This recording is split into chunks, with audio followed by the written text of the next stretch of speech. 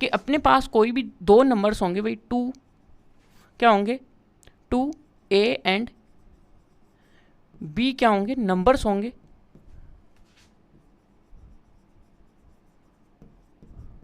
ये क्या होंगे, एक लिस्टेड, एक स्पेशल फॉर्म में लिस्टेड होंगे, आर लिस्टेड इन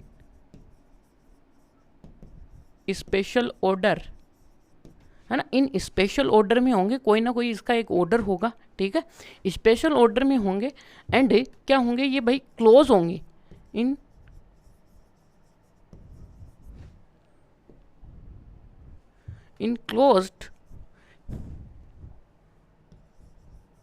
इनक्लोज किस में होंगे भाई, इनक्लोज इन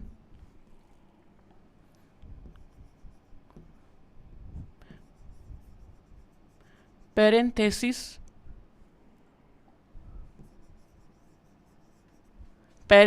फॉर्म में, in parenthesis form and ordered pair, ठीक है। यानी कि हमने जो पीछे जो एग्जाम्पल देखे थे उनमें हमने क्या किया था कि जो भी अपने पास देखिएगा तो ये कैसे होगा, ऑर्डर्ड पेयर A, B जैसा होगा, ठीक है। ये A और B होगा, ठीक है। तो यहाँ से ये पैरेंथेसिस होगा, इसी फॉर्म में हम लिख सकते हैं। आप कभी बोल दो सर आप इसमें नहीं लिख सकते क्या, ये लिख ही नहीं सकते भाई। इसका जो डेफिनेशन है यानी बेसिक है भाई, इसका डेफिनेशन इसी फॉर्म में दिया हुआ है, इसलिए हम इसी में लिखेंगे, इसी को हम ऑर्डर्ड पेयर बोलेंगे। और यहाँ पे ये कोई ज़रूरी नहीं है कि यहाँ पे हम A और B ले रहे हैं। यहाँ पे हम क्या कर सकते हैं भाई, यहाँ पे हम क्या ले सकते हैं कि A, B एंड C भी ले सकते हैं। तो इनका जो ऑर्डर्ड पेयर होगा, जो ऑर्डर्ड पेयर आएगा वो क्या आएगा भाई, ऑर्डर्ड पेयर क्या आएगा, वो अपने पास देखिएगा कि A, B, C, है ना, ये इस प्रकार से आ सकता है। तो ये क्या होंगे, ये अपने पास देखिएगा कि ये तो अपने पास किसी ना कोई, जब भी हम ज्योमेट्री पढ़ते थे तो उसमें जो पॉइंट का रिप्रेजेंटेशन होता था वो है। इसका मतलब ये तो 2D में गया और ये किस में चला गया, 3D में चला गया। कुछ आपको याद आ रहा है 10th क्लास का, तो वही बात है। अब यहाँ से क्या आता है कि अपने पास यदि देखिएगा कि जो A, B जो भी हैं यहाँ पे, उसका देखिएगा, if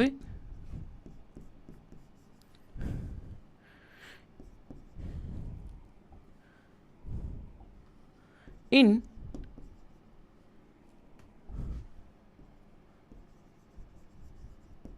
ordered pair AB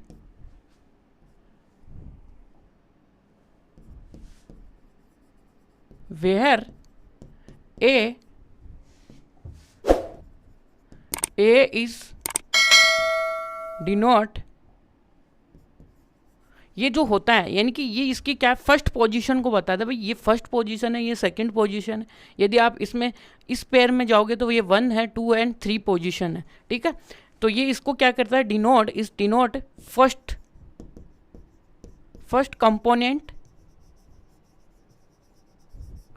component बोल सकते हो, फर्स्ट मेंबर बोल सकते हो, ठीक है, फर्स्ट मेंबर। एंड जो अपने पास B होगा, B को क्या बोल सकते हैं, B होगा अपने पास देखिएगा कि वो आएगा अपना सेकंड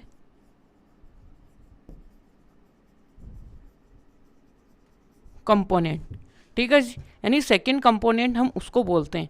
अब क्या करते हैं, यदि हम इनकी जो पोजीशंस है फर्स्ट एंड सेकंड की, यदि वो हम चेंज करते हैं तो अपने पास जो ऑर्डर्ड पेयर आता है वो भी क्या आता है, चेंज हो जाता है, ठीक है। तो if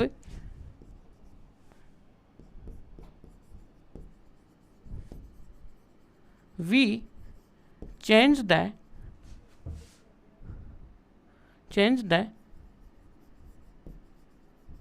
position of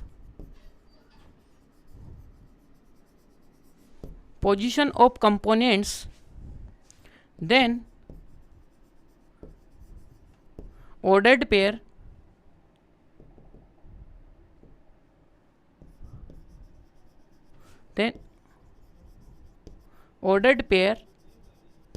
also change।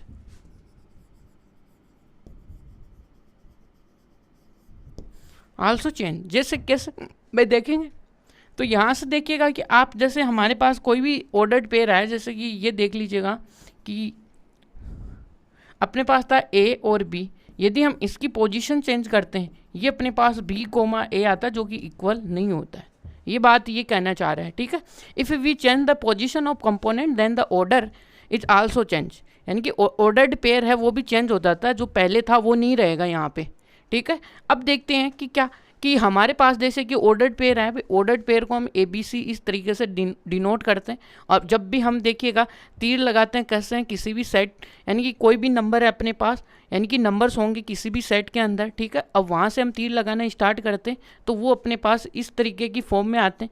अब ये इस प्रकार के एलिमेंटों को यदि हम देखिएगा, जब हम कार्टेशियन प्रोडक्ट की डेफिनेशन देखते हैं तो इसमें क्या होता है, जिस प्रकार के ये ए बी ये एलिमेंट होते हैं ना, इनको हम क्या करते हैं करली ब्रैकेट में डिनोट करते हैं इस प्रकार से। तो ये अपने पास क्या हो जाता है अपना कार्टेशियन प्रोडक्ट में चेंज हो जाता है। बस इतना ही काम करते हैं, वो सेट में रिप्रेजेंट कर देते हैं इसको, यानी कि वो भी सेट बिल्डर फॉर्म और क्या रोस्टर फॉर्म किसी में भी जैसे हम रिप्रेजेंट करेंगे वो अपने पास क्या आ जाएगा भाई, वहीं से अपने पास कार्टेशियन प्रोडक्ट आ जाएगा, ठीक है। अब अभी भी थोड़ा सा बेसिक और बाकी है इसके अंदर, वो हम देखने वाले हैं भाई क्या है इसका एंडिंग पॉइंट है। वो क्या है कि जो भी अपने पास दो ऑर्डर्ड पेयर हैं वो इक्वलिटी क्या करते हैं, यानी कि उनमें इक्वलिटी की क्या कंडीशन है, वो हम इक्वल कब बोलते हैं उनको देखेंगे भाई, देखने वाले हैं। देखिएगा तो कि इक्वलिटी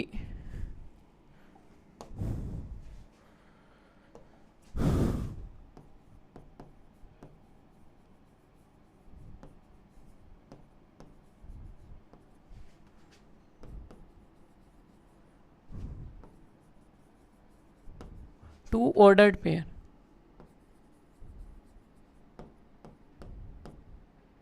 ठीक है। तो हमारे पास देखिएगा कि क्या है कि अपने पास देखिएगा कि ए और बी है और ये क्या होगा सी और डी है। तो ये क्या होंगे, इक्वल होंगे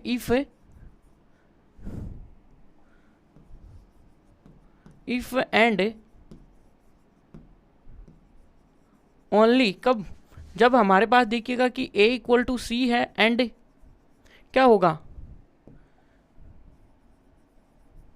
और क्या होगा भाई अपने पास b इक्वल टू डी होगा।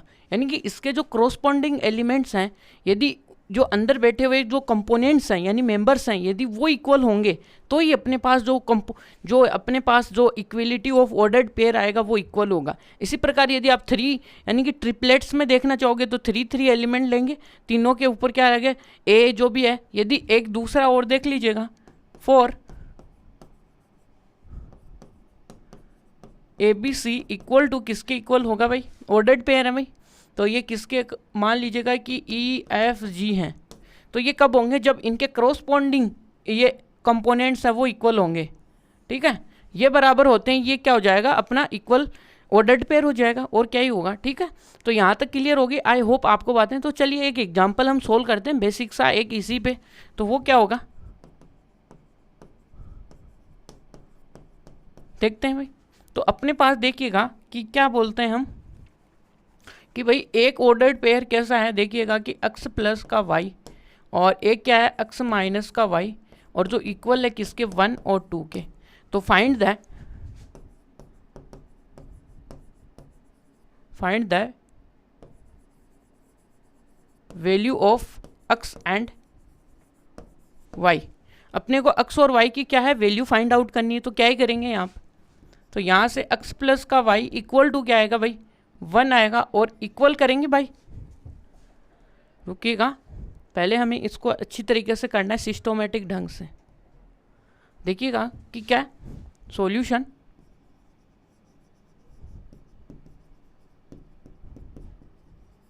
By equality condition in equality condition in ordered pair, ठीक है। तो इससे क्या होगा भाई, यहाँ पे x प्लस का y और x माइनस का y इक्वल टू 1,2 आएगा और यहाँ से x प्लस का y इसको इक्वल 1 करेंगे और यहाँ से क्या आएगा x माइनस का y इक्वल टू 2। यानी क्रॉसपॉन्डिंग एलिमेंट्स यहाँ की सेकंड पोजीशन इसकी सेकंड पोजीशन इसकी फर्स्ट पोजीशन इसकी फर्स्ट पोजीशन के इक्वल होंगी। यह बात आपको ध्यान में आनी चाहिए, ठीक है। अब यहाँ से इन दोनों इक्वेशन को तो आप सोल्व कर ही सकते हो भाई। यहाँ पे x माइनस का वाई इक्वल टू 2 है, इनको जोड़ो, तो जोड़ोगे तो देखिएगा कि यहाँ पे आएगा 2x इक्वल टू 3, तो यहाँ से x इक्वल टू 3/2, यानी कि ये आया यहाँ पे।